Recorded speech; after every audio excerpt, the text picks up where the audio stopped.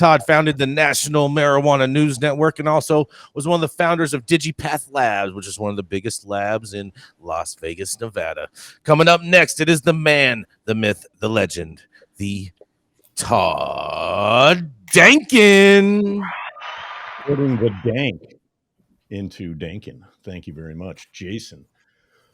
So I have a story out of Topeka, Kansas, from news station WIBW.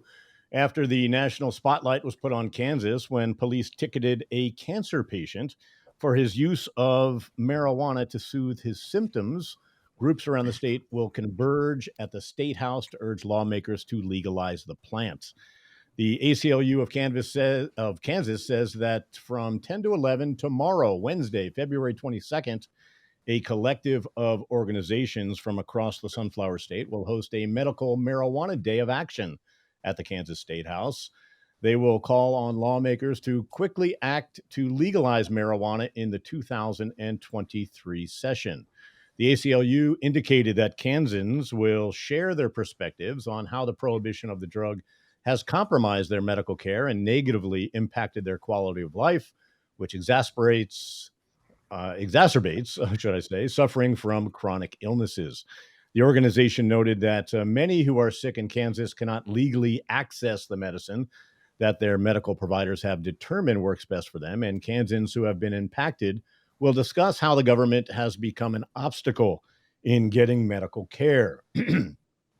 This includes the seriously ill, such as veterans with PTSD or cancer patients who find the medical properties of marijuana relieve their pain and suffering without debilitating side effects.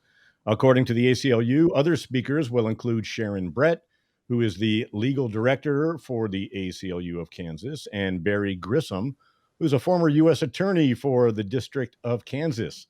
The pair will discuss how state laws restrict chances for small business owners, how criminalization has impacted those with legit medical needs, and how criminalization contributes to unconstitutional outcomes. The organization indicated that Kansas is one of the 3 states left with no legal level for cannabis, even for medical patients.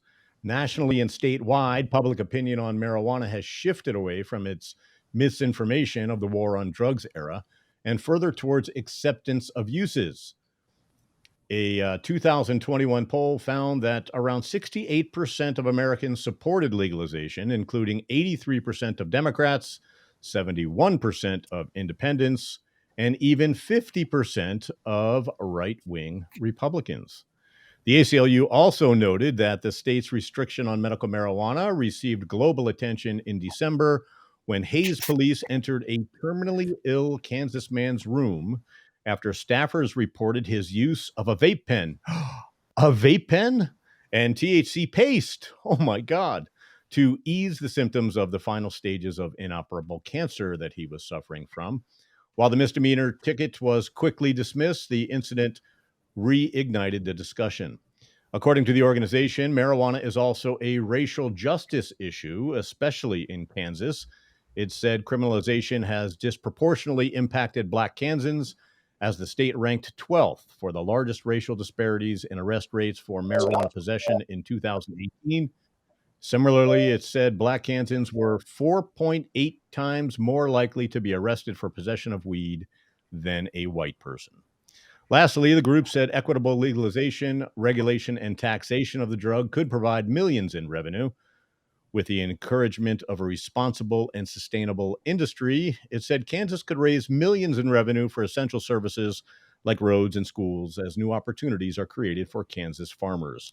So if you want to go be heard or listen to what's going on in Topeka, Kansas, the group will gather at the south wing of the first floor of the Kansas State House at Southwest 8th and Van Buren in Topeka, 10 a.m. tomorrow, Wednesday, February 22nd. I'm Todd Denkin, and I'm reporting live for High at 9 News.